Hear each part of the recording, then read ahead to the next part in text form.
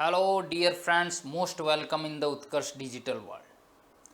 Today we will discuss the NDA previous year model paper, previous year question paper 2019 paper first get first. तो प्यारे साथियों, प्यारे दोस्तों, यहाँ इस प्रश्न पत्र से इस क्वेश्चन पेपर को सॉल्व आउट करने के बाद में हम ये हैप्पीनेस फील करेंगे कि एनडीए के अंदर जो क्वेश्चंस आते हैं वो भी हमारे वही बेसिक लेवल के क्वेश्चंस आ रहे हैं जो हम स्टडी कर रहे हैं और जो कॉन्सेप्ट हम समझ रहे हैं।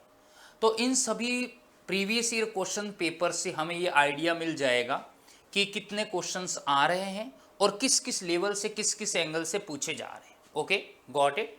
तो शुरू करते हैं first question of the paper 2019 get first.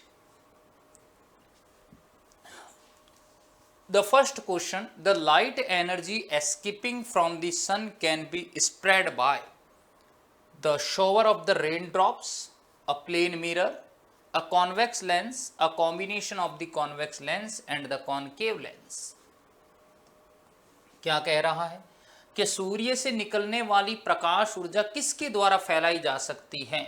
वर्षा बिंदुओं नहीं है, बूंदों है मित्रों, बूंदों की एक बौछार द्वारा, एक समतल दर्पण द्वारा, एक उत्तर लेंस द्वारा, एक उत्तर लेंस और एक अवतल लेंस के संयोजन द्वारा। तो देखिए जरा कि जो सनलाइट है वो स्प्रेड करनी है, तो स्प्रेड करने के देखो जो प्लेन मिरर है ये हेल्प नहीं करेगा।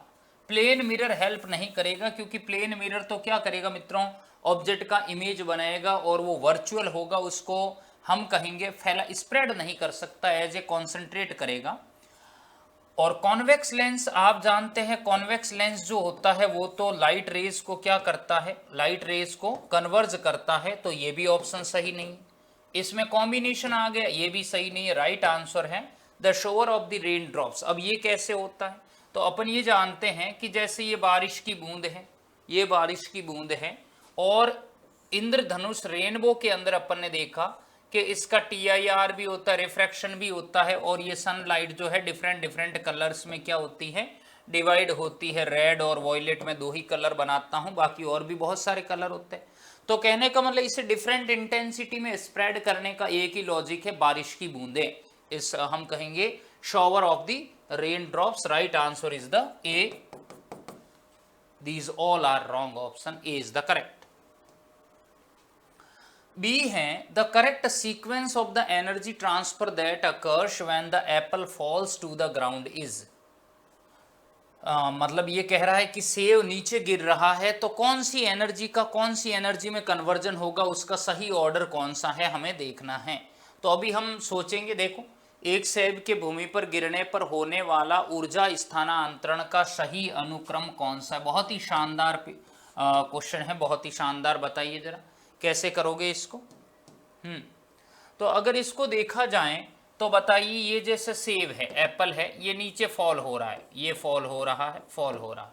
आपने देखा कि अगर एप्पल यहाँ हाइट पे है तो अभी इसमें कौन सी एनर्जी है, ग्रेविटेशनल पोटेंशियल एनर्जी, बिकॉज ये कहाँ है, h हाइट पे लाई कर रही है। अगर ये h हाइट पे लाई कर रही है तो इसके अंदर पोटेंशियल एनर्जी है जो इसके ओरिएंटेशन और इसके स्ट्रक्चर के कारण स्टोर है। अब ये फॉल होने लगी, फॉल होने लगी तो वेलोसिटी इसके अंदर आया। अब वेलोसिटी अगर आएगी, ये बॉडी वेलोसिटी अगर गेन करेगी तो जाहिर सी बात है उसके अंदर वेलोसिटी गेन करने पर काइनेटिक एनर्जी बनेगी। तो मुझे बताइए सबसे पहले ग्रेविटेशनल पोटेंशियल एनर्जी, फिर काइनेटिक एनर्जी। अब देखो बॉडी फॉल हो रही है, फॉल हो रही है तो वहां एयर भी है, एयर का फ्रिक्शन लगेगा इधर। अब एयर का फ्रिक्शन लगेगा तो बॉडी को नीचे गिरने के लिए उस फ्रिक्शन के अगेंस्ट में वर्क करना पड़ेगा।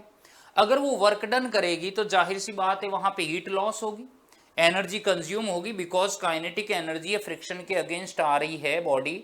तो ऐसी सिचुएशन में वेलोसिटी रिड्यूस होगी और हम कहेंगे ऐसी सिचुएशन में क्या होगा, हीट प्रोड्यूस होगा। कहने का मतलब है कौन सी एनर्जी बनेगी, हीट एनर्जी। ओके, अब यहां तक तो ठीक है। हीट एनर्जी के बाद क्या हुआ देखो, तो पहला ग्रेविटेशनल पोटेंशियल कहाँ कहाँ आ रहा है, एक तो फर्स्ट में आ रहा है, एक सेकंड में आ रहा है, थर्ड में आ रहा है, सभी में आ रहा है। तो छोड़ो, सेकंड में काइनेटिक एनर्जी कहाँ कहाँ आ रहा है, तो देखो फर्स्ट में हीट आ रहा है, नहीं पहले हीट नहीं आएगी, हीट बाद में आएगी। दूसरे में साउंड आ रहा है, साउंड भी नहीं आएगा। तीसरे में देखो ग्रेविटेशनल है, फिर काइनेटिक है, ये थोड़ा ठीक लग रहा है, फिर हीट है। देखो ऑर्डर मैच हो रहा है, ऑर्डर मैच हो रहा है। हीट एनर्जी और heat energy to air to heat energy, बिल्कुल एयर के पार्टिकल्स में एनर्जी आएगी, वो हीट एनर्जी में कन्वर्ट होगी। To the ground apple and sound energy, ये बिल्कुल ठीक है। जैसे ही एप्पल नीचे गिरेगा तो आवाज आएगी ना, साउंड प्रोड्यूस होगा, साउंड प्रोड्यूस होगा तो यहाँ पे बनेगी अब साउंड एनर्जी। क्लियर? तो राइट आंसर जो है वो बिल्कुल सी है, सी इज द करेक्ट। पहले गुरुत्वीय स्थितिज ऊर्जा, फिर गतिज ऊर्जा, फिर ऊष्मीय ऊर्जा और फिर ध्वनि ऊर्जा। तो राइट आंसर है ये। और डी गलत क्यों है? डी में पहले ग्रेविटेशनल है, फिर काइनेटिक है, ठीक है। काइनेटिक के बाद फिर साउंड आ गया, साउंड नहीं आएगा ना, साउंड एनर्जी तो लास्ट में बनेगी, पहले कहाँ से बन गई? तो राइट आंसर है सी, गुरुत्वीय स्थितिज ऊर्जा, गतिज ऊर्जा, वायु में ऊष्मीय ऊर्जा, भूमि और सेव में ऊष्मीय ऊर्जा। मतलब वायु में भी एनर्जी बनेगी हीट, फिर बाद में ग्राउंड पे और सेव में भी बनेगी हीट, फिर साउंड एनर्जी बनेगी। बहुत बढ़िया प्रश्न। Which one of the following mineral is used as the fuel in the nuclear power station? परमाणु ऊर्जा केंद्रों में ईंधन के रूप में कौन सा खनिज पदार्थ प्रयुक्त होता है? तो देखिए, अगर परमाणु नाभिकीय रिएक्टर, हम रिएक्टर की बात करें तो इस रिएक्टर के अंदर जो फ्यूल की फॉर्म में काम आता है वो 92 यूरेनियम 235 आता है। और इसका जो अपन कहेंगे अयस्क होता है, इसका जो सप्लीमेंट होता है वो है पिच ब्लेंड। ये जो पिच ब्लेंड है वो यूरेनियम ही है, ये यूरेनियम ही है। तो राइट आंसर है मेरा डी, पिच ब्लेंड, बाकी ये नहीं है। जो बॉक्साइट है मित्रों, बॉक्साइट जो है वो एल्यूमिनियम का अयस्क है, ये एल्यूमिनियम का सब पार्ट है। और बॉक्साइट जो है वो यूज होता है जनरली किसके फॉर्मेशन में? स्टील्स के वेसल्स बनाने में, चद्दर बनाने में और भी कई जगह पे। फेल्सपार जो है, फेल्सपार मित्रों चीनी मिट्टी के बर्तन बनाने में काम आता है। और क्वार्ट्ज जो है वो तो इलास्टिक ऑब्जेक्ट है, उसका यहाँ कोई रोल नहीं है। Right answer D, pitch blend. Which one of the following can change can insulator? Can following can charge an insulator? Okay, किसी विद्युत रोधी, विद्युत रोधी का मतलब एक इंसुलेटर है, अनावेशित है, को कौन आवेशित कर सकता है? विद्युत धारा, स्थिर विद्युत, स्टैटिक इलेक्ट्रिसिटी, चुंबकीय क्षेत्र, गुरुत्वीय क्षेत्र। देखो आप इन दोनों को तो भूल जाइए क्योंकि इनका कोई रोल नहीं है चार्जिंग में, चार्जिंग में रोल है इन दोनों का। बट ये भी काम नहीं करेगा क्यों? इलेक्ट्रिसिटी तो कंडक्टर में फ्लो होती है, कंडक्टर में चालकों में, तो ये भी नहीं आएगा। राइट आंसर बी, स्थिर विद्युत, स्टैटिक इलेक्ट्रिसिटी। क्यों? क्योंकि हम इंडक्शन में पढ़ते हैं कि अगर ये मान लो नॉन चार्ज कंडक्टर है, अनावेशित चालक है, मतलब इसके ऊपर टोटल चार्ज 0 है, और अगर मैं इसके पास क्या लेकर आता हूं, अगर पॉजिटिव ग्लास रॉड लेकर आता हूं, तो यहाँ पे इंड्यूस्ड चार्ज प्रोड्यूस हो जाता है, प्रेरित आवेश उत्पन्न हो जाता है। इसका मतलब आप अगर इसको कंटिन्यूसली यहाँ पे रखोगे तो ये क्या होने लगेगी? चार्ज होने लगेगी, चार्ज होने लगेगी, आवेशित होने लगेगी। तो राइट आंसर ध्यान रखना, राइट आंसर है हमारा बी, स्टैटिक इलेक्ट्रिसिटी। अगर यहाँ पे रॉड कंटिन्यू प्रेजेंट रहे तो इसमें कंटिन्यू क्या होंगे? इलेक्ट्रॉन्स के मूव होने की वजह से चार्ज आएगा, जिसे इंड्यूस्ड चार्ज हम कहेंगे। B is the correct. ये कह रहा है at 20 degree centigrade the speed of the sound in the water is approximately. 20 degree centigrade पर एक जल में ध्वनि की चाल क्या होती है? देखिए, अगर साउंड की बात करें तो साउंड की मित्रों ठोस में, सॉलिड में, फिर लिक्विड में और फिर गैस में स्पीड ज़्यादा होती है। सॉलिड में होती है 5000 मीटर पर सेकेंड, यहाँ होती है 1500 मीटर पर सेकेंड, और यहाँ होता है 332 से लेकर 338 तक, कुछ भी ले लो, तो 332 मीटर पर सेकेंड। अब बात हुई है वाटर में, जल में, तो ये एक लिक्विड है, लिक्विड में कितना मिलेगा? 1500। राइट आंसर है सी। ये गैस का ऑप्शन है, ये सॉलिड का ऑप्शन है, ये नहीं है। सी इज द करेक्ट। बहुत ही लॉजिकल क्वेश्चन, शानदार। Let's consider a copper wire having a radius r and length l. Let its resistance be r. If the radius of the another copper wire is 2r and the length is l by 2, then resistance of this wire will be। बहुत ही बढ़िया, शानदार प्रश्न, बहुत बढ़िया। Copper के एक तार की त्रिज्या r है तथा लंबाई l है। इसका प्रतिरोध कितना है? r है। यदि कॉपर के किसी अन्य तार की त्रिज्या 2r, लंबाई l/2 है, तो तार का प्रतिरोध कितना हो जाएगा, हमें बताना है। तो देखें जरा कैसे होगा, ये कैसे करेंगे। तार का प्रतिरोध बताना है, बहुत ही सिंपल है, लंबाई l/2। Okay, we know that r is equals to rho l/a, तो r1 is equals to rho l1/a1।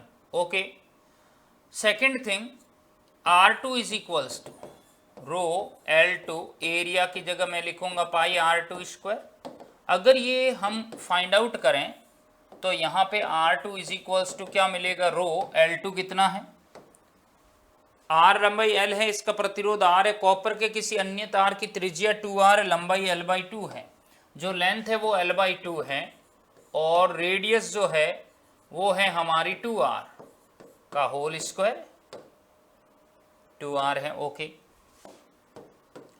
तो R2 इज इक्वल्स टू क्या मिलेगा, रो l/2, और ये हो जाएगा पाई, ये कितना हो जाएगा 4R स्क्वायर, ये कहाँ आएगा, नीचे ही आएगा।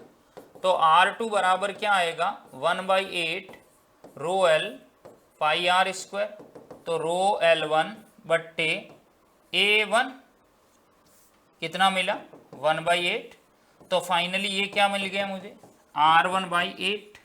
बताओ कहाँ है ऑप्शन, कहाँ है, right answer is the D. देखो जरा, R1/8 मतलब पहले वाले का 1/8 गुना। नेक्स्ट देखें, the basic scientific principle behind a nuclear reactor is, किसी नाभिकीय रिएक्टर की कार्यविधि में प्रयुक्त मूल वैज्ञानिक सिद्धांत क्या है। देखिए, अगर न्यूक्लियर रिएक्टर की बात करें तो nuclear reactor is the mechanism in which the control nuclear fission reaction are simultaneously occur, जिसमें नियंत्रित नाभिकीय विखंडन अभिक्रिया को प्रारंभ किया जाता है और कंट्रोल न्यूक्लियर फिजन रिएक्शन को कंटिन्यूसली काम में लिया जाता है और उससे एनर्जी प्रोड्यूस की जाती है, न्यूक्लियर एनर्जी। उस एनर्जी को टरबाइन पे डाल के क्या किया जाता है, इलेक्ट्रिसिटी प्रोड्यूस करते हैं।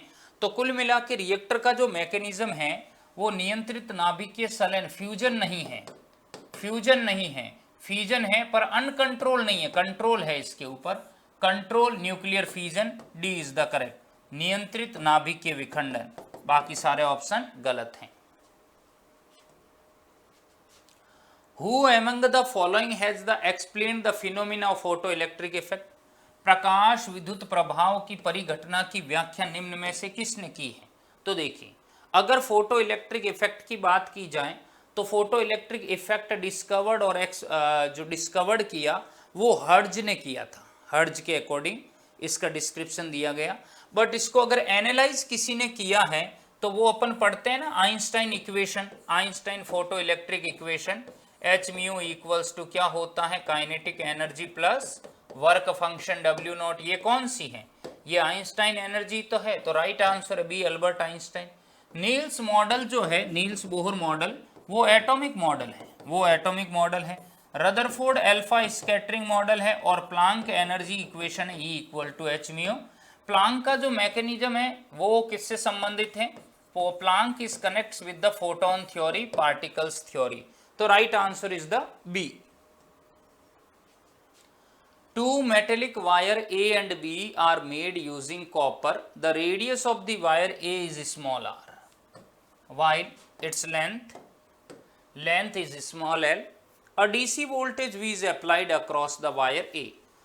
A causing power dissipation is the P. The radius of the wire B is 2r and its length is the 2l. The same DC voltage V is applied across it, causing power dissipation P1. Okay. Which one of the following is the correct relation. बहुत ही बढ़िया, इतना बड़ा प्रश्न length में दिख रहा है मित्रों, पर इसमें है ऐसा कुछ भी नहीं है, बहुत सिंपल क्वेश्चन है। देखें, दो धात्विक तार ए और बी हैं, कॉपर के उपयोग से बने हैं। तार ए की त्रिज्या r है, लंबाई l है। तार ए के परित डीसी वोल्ट तथा V प्रयुक्त करने पर शक्ति क्षय P होती है। तार बी की त्रिज्या 2r, लंबाई 2l है और इस तार के परित भी समान डीसी वोल्ट तथा V प्रयुक्त करने पर शक्ति क्षय P1 होता है। P और P1 के बीच में संबंध चाहिए। कुल मिला के रजिस्टेंस का प्रॉब्लम है और कुछ भी नहीं। देखो हम जानते हैं we know that P equals to V square by R, then P equal to V square, R equal to rho L by A, तो ए किधर गया, P equals to V square A by rho L. Okay, V square A को लिख सकता हूं मैं pi R square into rho L. ये हो गया फर्स्ट कंडीशन का, ये है फर्स्ट कंडीशन का फॉर्मूला। ओके, सेकंड सिचुएशन में क्या कह रहा है, सेकंड सिचुएशन में कह रहा है कि the radius of the wire B is two R and length is two L. Same DC voltage, voltage वही रखना है, वोल्टेज वही रखना है, applied across the causing power dissipation P1। उस समय पावर P ना होके P1 को रिप्रेजेंट करना है, तो कौन सा रिलेशन करेक्ट है, वेरी सिंपल। तो हम कहेंगे सेकंड P1 जो है वो वी स्क्वायर तो कांस्टेंट है पाई, आर की जगह 2r करना है मुझे, ये 2r का होल स्क्वायर करना है, ये हो गया r की जगह पे 2r का whole square upon rho L. तो रो कितना है, रो इंटू 2l, क्या मिला फाइनली, फाइनली जो मिलेगा P1 इक्वल्स टू ये हो गया 4v square pi R square upon ये क्या मिलेगा रो इंटू एल, मतलब 2 into rho L. Okay, yes P1 is equals to 2v square pi R square into rho L. Okay, तो अगर फाइनली यहाँ पे हम देखें तो पहले वाला P है, बाद वाला P1 है, और P का क्या formula V square pi R square बट्टे रो एल। तो यहाँ पे ये हो गया मेरे पास क्या P। तो ऐसी सिचुएशन में फाइनली क्या होगा, P1 is equals to 2 of P। Okay, अब रिलेशन क्या कह रहा है, रिलेशन कह रहा है P और P1 में, उल्टा पूछ रहा है, तो P is equals to P1 by 2। कहाँ है ऑप्शन, कहाँ है option, P is equals to P1 by 2, correct answer is the B. Got it friend? P is equals to P1 by 2. Very simple, बहुत ही बढ़िया प्रश्न, शानदार कनेक्ट किया हुआ है पावर के फॉर्मूले को रजिस्टेंस के साथ। तो इस तरह से को रिलेशन हमें भी करना आना चाहिए। यस, बताएं जरा क्या आंसर होगा।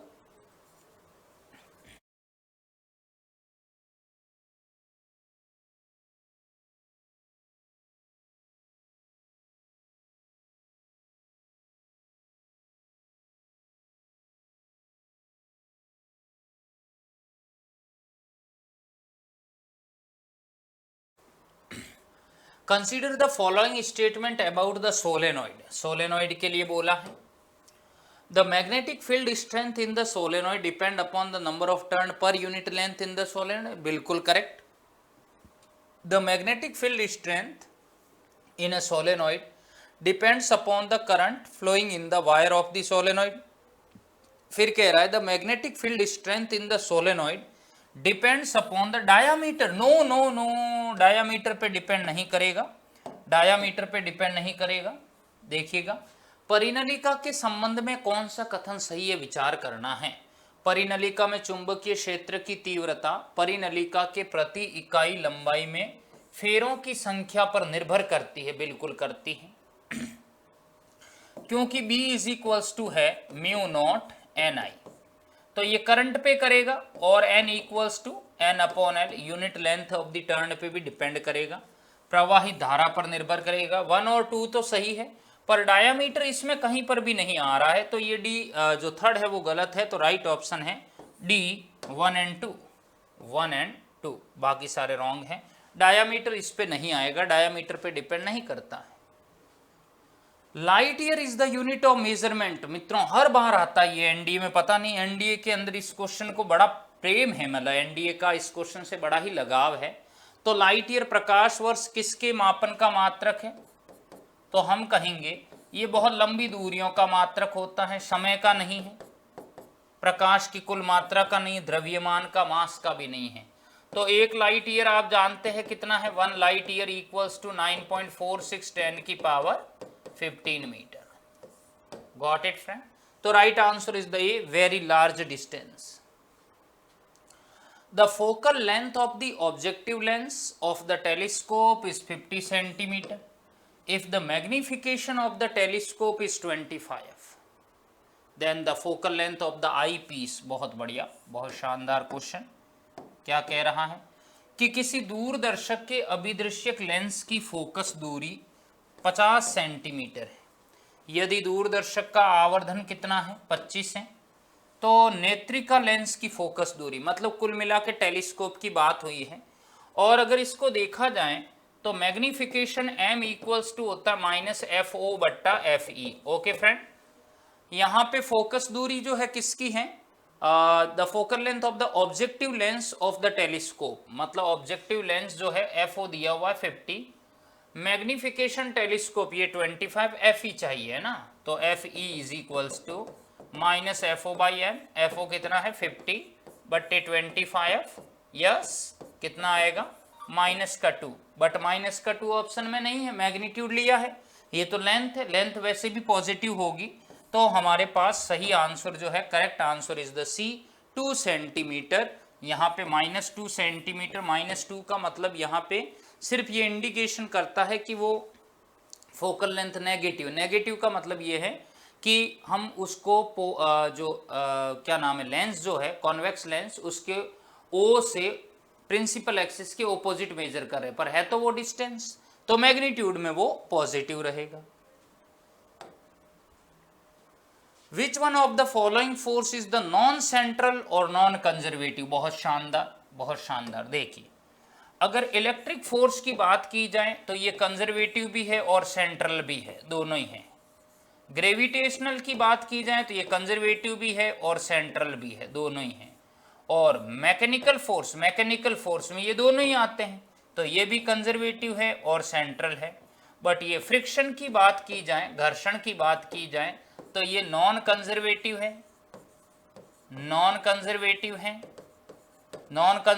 है, और दूसरा जो नॉन कंजर्वेटिव होते हैं वो नॉन सेंट्रल होते हैं, सेंट्रल नहीं होते हैं। तो ये याद रखना है कि जो फ्रिक्शन फोर्स हैं, फ्रिक्शन फोर्स और विस्कस फोर्स दोनों के दोनों non conservative, non central force होते हैं। एक वाटर में अप्लाई होता है, एक एयर में अप्लाई होता है। फ्रिक्शन का मतलब है टू रिटार्ड द मोशन, किसी भी मोशन को रिड्यूस करना, उसके एक्सेलरेशन, उसकी वेलोसिटी को क्या करना है, कम करना है। ये फ्रिक्शन का स्टेटमेंट है या फ्रिक्शन का वर्क है। तो वेरी सिंपल, घर्षण बल जो है वो क्या है, अकेंद्रीय भी है और असंरक्षी है। नेक्स्ट क्वेश्चन बहुत ही शानदार कह रहा है, consider the following statement relating to the Richter scale. You know मित्रों, Richter scale, it is the scale for measuring the earthquake intensity. ये अर्थक्वेक भूकंप की तीव्रता को मापता है। क्या कहता है सुनिए, इट वॉज डिवाइज्ड और डिजाइंड बाय 1900 क्या दे रहा है 1935 bye Charles E Richter. Okay, ये तो सही होगा क्योंकि रिक्टर नाम से ही है। It's describe the quantity of energy released by the single earthquake. ठीक है, Richter scale has no upper limit, which of the statement given above are correct. हमें करेक्ट बताना है। रिएक्टर पैमाना या रिएक्टर स्केल से संबंधित निम्न कथनों पर विचार करना है कि इसका आविष्कार चार्ल्स एफ रिएक्टर द्वारा वर्ष 1935 में किया गया। बिल्कुल ठीक है, सही है। यह एक एकल भूकंप के कारण निर्मुक्त ऊर्जा की मात्रा का वर्णन करता है। यह भी ठीक है। रिएक्टर स्केल की कोई ऊपरी सीमा नहीं है, ये सही नहीं है मित्रों, ये दोनों ही सही है। ये कह रहा है कि रिएक्टर स्केल के ऊपर और कोई स्केल नहीं है, मतलब सबसे ज़्यादा यही इंटेंसिटी मेजर कर सकता नहीं। इसके अलावा और भी कई रिएक्टर स्केल है जो हाई इंटेंसिटी को मेजर करते हैं। तो राइट ऑप्शन है ओनली 1 and 2, तो B is the correct, 1 and 2। It was designed by Charles E Richter, सही है। और ये जो है ये क्या करता है मित्रों, एनर्जी, एक अर्थक्वेक में जितनी एनर्जी रिलीज हुई है उस एनर्जी को जूल में मेजर्ड करता है, इलेक्ट्रॉन वोल्ट में मेजर्ड करता है, और फिर हमें ये बताता है कि इतना इंटेंसिव अर्थक्वेक आने वाला है या आ गया है। अब इससे हाई एनर्जी होगी, कम होगी, तो वो फिर हमें ये थोड़ा सिम्टम्स देता है। पर ऐसा नहीं है कि ज़्यादा एनर्जी वाला ये जो रिएक्टर स्केल है वही एक कॉमन ऑप्शन है और कोई ऑप्शन नहीं, और भी खूब सारे ऑप्शन हैं। तो राइट आंसर है हमारे पास 1 and 2। ये बताएं, suppose there are two planet 1 and 2, okay, having the same density, बहुत शानदार, यहाँ पे ये logical question, same density but their radii are r1 and r2 respectively, where r1 is greater than r2. क्या कह रहा है question? Question is states that where r1 is greater than r2, the accelerations due to gravity on the surface of these planets are related to. बहुत बढ़िया प्रश्न है, शानदार question. मान लीजिए समान घनत्व वाले दो ग्रह हैं, इक्वल डेंसिटी हैं, 1 और 2 की त्रिज्याएं क्रमशः r1 r2 है, जहां r1 ग्रेटर देन r2 है, तो इन ग्रहों की सतह पर गुरुत्वीय त्वरण कैसे चेंज होगा हमें बताना है। तो सुनिए फ्रेंड, हालांकि फॉर्मूले तो जी के बहुत सारे हैं, the gravitational acceleration G M E बट्टे आर ई स्क्वायर, बट ये फॉर्मूला यहाँ यूज नहीं होगा बिकॉज यहाँ पे क्वेश्चन कह रहा है हैव द सेम डेंसिटी। क्या इस फॉर्मूले में डेंसिटी आया? नहीं आया, तो हमें डेंसिटी वाला फॉर्मूला यूज करना पड़ेगा। तो g equals to 4/3 pi G rho of R E, according to this formula rho becomes constant.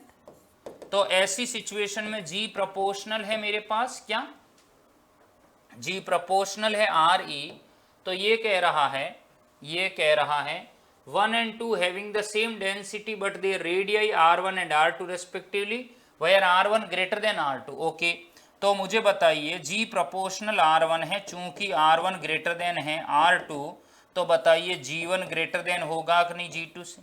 Right option is the ए। बहुत ही शानदार क्वेश्चन, अगर आप इसको यहां से लेते तो ऑप्शन में भी नहीं आता, बट हमें ये समझना है कि है, कह दिया क्वेश्चन ने सेम डेंसिटी, फिर बोल दिया r1 ग्रेटर देन r2, तो g प्रोपोर्शनल r, जिसकी रेडियस ज्यादा है उसका एक्सेलरेशन भी क्या होगा? प्लैनेट का ज्यादा होगा। A is the correct, g1 greater than g2। Got it friend? Very very important question. The sun is seen little before its rises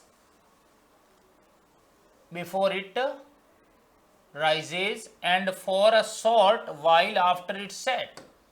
This is because of, क्या बोला है? ये 4 गलत है, यहाँ मिस स्पेल्ट है। दिस इज बिकॉज ऑफ, सूर्य उदय से पहले और सूर्यास्त के पश्चात भी सूर्य अल्प समय के लिए दिखाई देता है, ऐसा होने का क्या कारण है? तो मित्रों मैं कहना चाहूंगा ऐसा होने का कारण क्या है, तो ये जो हम पढ़ते हैं ये हम रिफ्रैक्शन में पढ़ते हैं।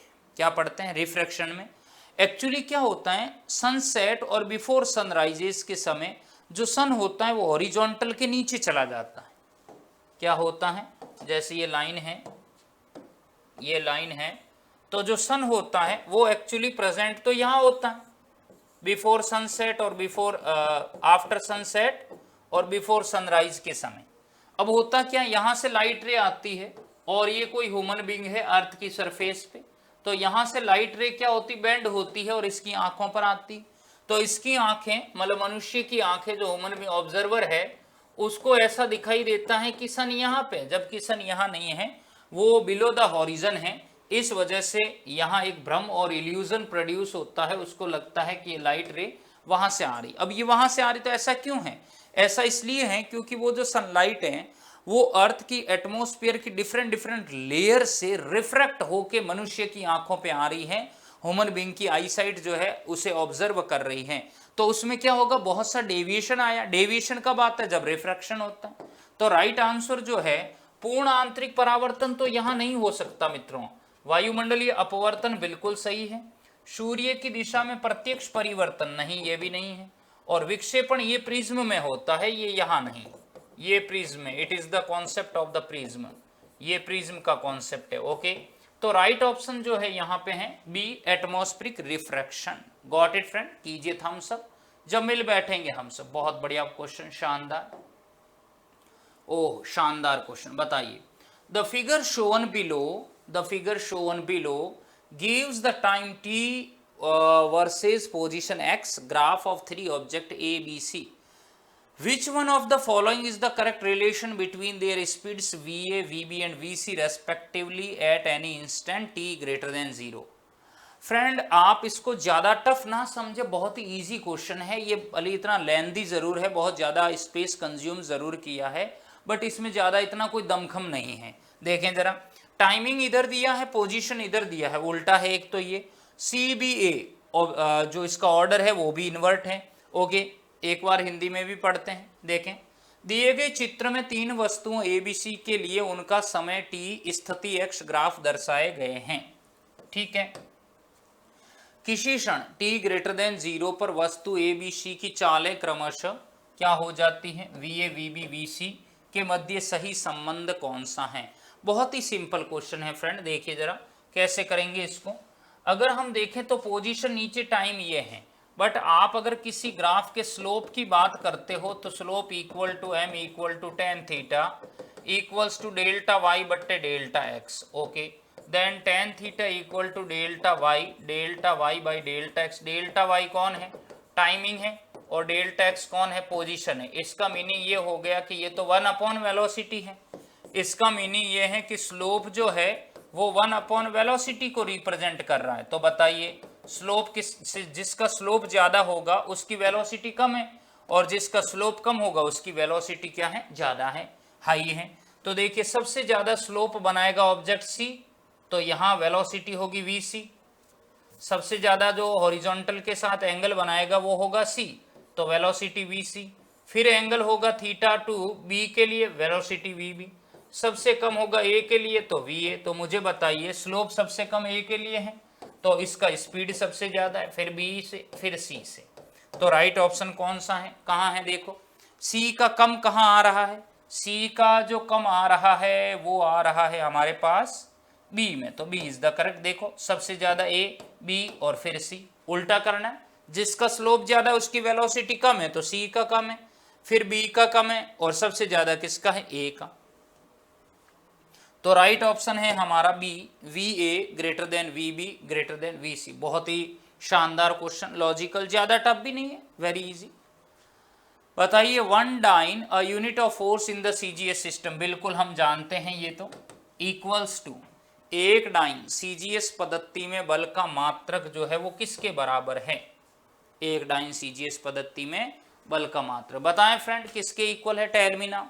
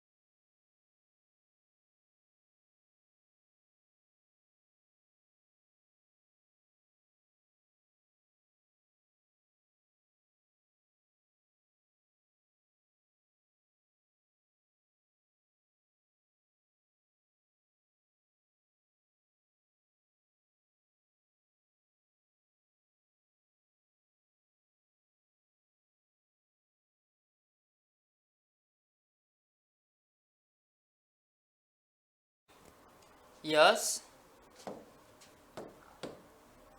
we know that a 1 Newton equals to 10 की power 5 dyne, then 1 dyne equals to 1 by 10 की power 5 Newton, next minus 5 Newton, कहाँ है 1 dyne 10 की power minus 5 Newton, Newton मतलब this, तो D is the correct answer। ये तो प्लस आ रहा है, ये दोनों ऑप्शन है ही नहीं, D is the correct, 10 की power minus 5 Newton।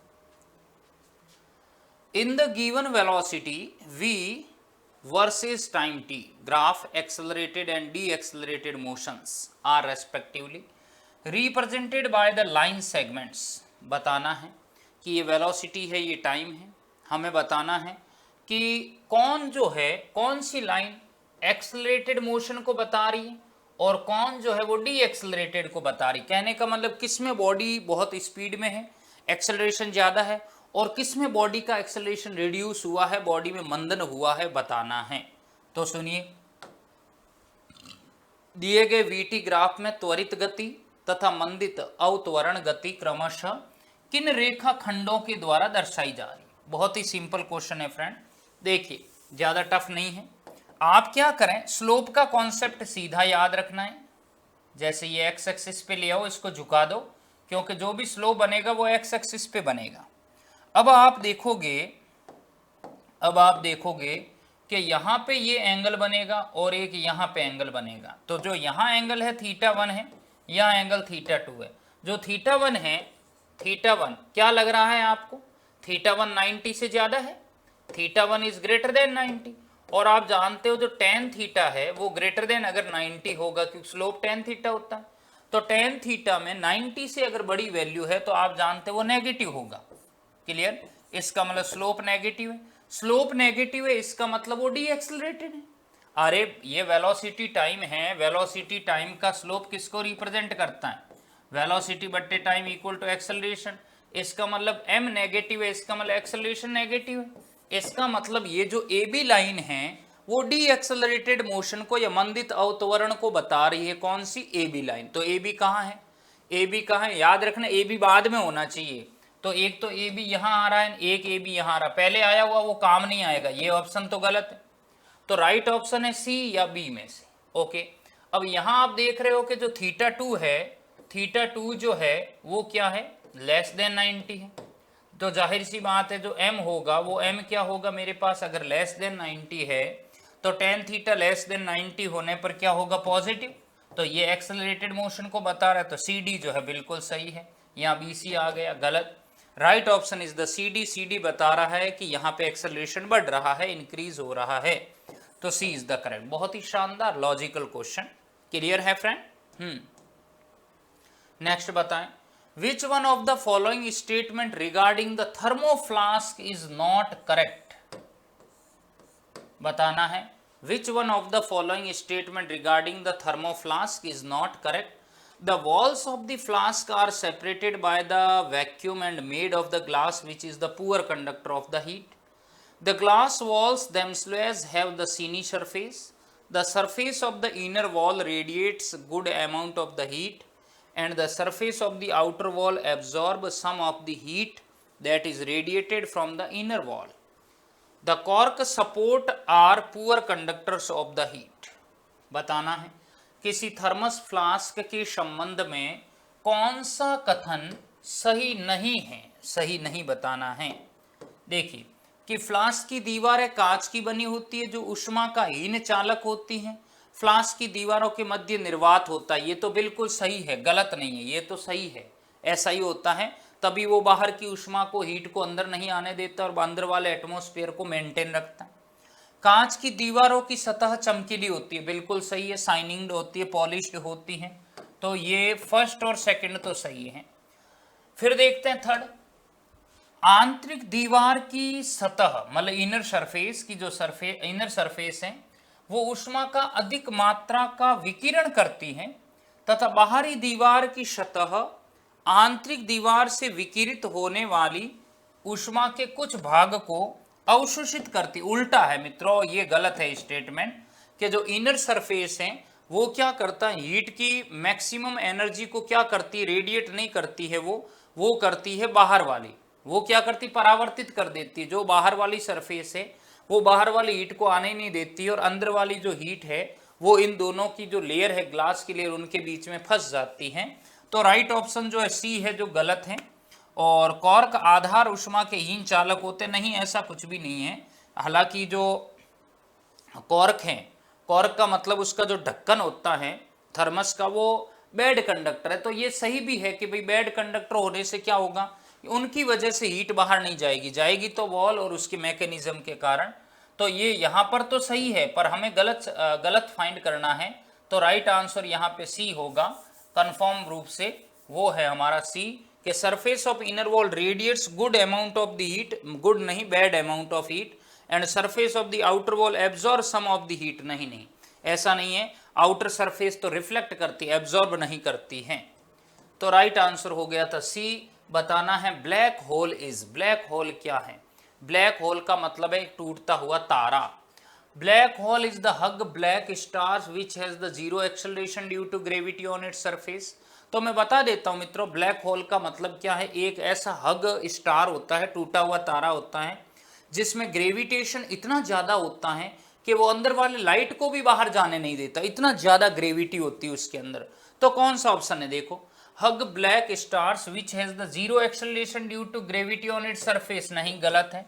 B option है stars which has the moderate acceleration due to gravity on its surface, star which has the collapsed into itself and has the large acceleration due to gravity on its surface, ये ठीक है। star which has the collapse into itself and has zero acceleration, नहीं, zero नहीं है, B भी नहीं है। Right option जहां तक मेरा ख्याल है सी है। हिंदी में पढ़ लेते हैं। एक विशाल कृष्ण तारा जिसकी सतह पर गुरुत्व के कारण त्वरण शून्य है, नहीं है, ए और डी तो यूं भी गलत हो गए। एक तारा जिसकी इसकी सतह पर गुरुत्व के कारण त्वरण मध्यम मतलब सामान्य, नहीं, बहुत ज्यादा ग्रेविटी होती है, बहुत ज्यादा आकर्षण होता है। एक तारा जो अपने आप में टूट गया, मतलब अपने आप सेल्फ क्या हो गया, ब्रेक हो गया, और जिससे इसकी सतह पर गुरुत्व के कारण त्वरण वृहत, वृहत का मतलब बहुत ज्यादा है। राइट आंसर है सी। ऐसा होता है ब्लैक होल जो अपने लाइट को भी, अपने मास को भी बाहर जाने नहीं देता, इतना ज्यादा उसमें अट्रैक्शन होता है। नेक्स्ट बताइए, the formula for the conversion between the Fahrenheit and Celsius. Fahrenheit Celsius के बीच रूपांतरण का सूत्र ये है। इसमें घटक x कितना है, बहुत ही लॉजिकल क्वेश्चन, पढ़े हुए सब होंगे फ्रेंड, आपके सारा यूं पढ़ा हुआ होगा बहुत ही बढ़िया शानदार तरीके से, बट थोड़ा सा लॉजिकल बनना पड़ेगा। अब आपको देखो कैसे, हम जानते हैं c माइनस 0/100 बराबर f माइनस 32/180। यस, क्या होगा, ये हो जाएगा 18c equal to 10f minus 320। Okay friend, तो फाइनली ये क्या आएगा मेरे पास, ये आएगा 18c plus 320 by 10 equals to f, क्योंकि इक्वेशन बनानी है, तो 1.8c plus 32 equals to f। अब हमें क्या दिया है इक्वेशन में, इक्वेशन में दिया है f equal to x, f equal to x plus क्या दिया है 1.8 इंटू सी, यही है बिल्कुल 1.8 इंटू सी। तो देखो इसको और इसको मैच करो, f की जगह पे f है, x की जगह पे कौन है 32 है, और 1.8 हमारे भी आ रहा है और 1.8 यहाँ भी आ रहा है। इसका मतलब x इक्वल टू कितना है 32। With comparison the equation A is the correct answer. शानदार क्वेश्चन, लॉजिकल, बहुत बढ़िया, ए इज द करेक्ट। कीजिए थम्स अप जब मिल बैठेंगे हम सब। When a beam of the white light passes through a glass prism, the color of the light beam that deviates the least is। जब श्वेत प्रकाश का एक किरण पुंज कांच के एक प्रिज्म से होकर गुजरता है, तो कौन से रंग का किरण पुंज अपने पथ से सबसे कम विचलित होगा। तो बहुत सिंपल मित्रों, सबसे कम जो होता है, हम जानते ये प्रिज्म की सरफेस है, रिफ्रैक्टिंग सरफेस, तो सबसे कम तो रेड होता है, सबसे ज़्यादा जो होता है वो वॉयलेट होता है, because the angle of deviation जो है वो वॉयलेट के लिए ज़्यादा होता है और रेड के लिए कम होता है। Delta m equals to a into mu minus 1। सबसे कम होता है रेड और सबसे ज़्यादा होता है बैंगनी। तो right answer is the Lal, red colour.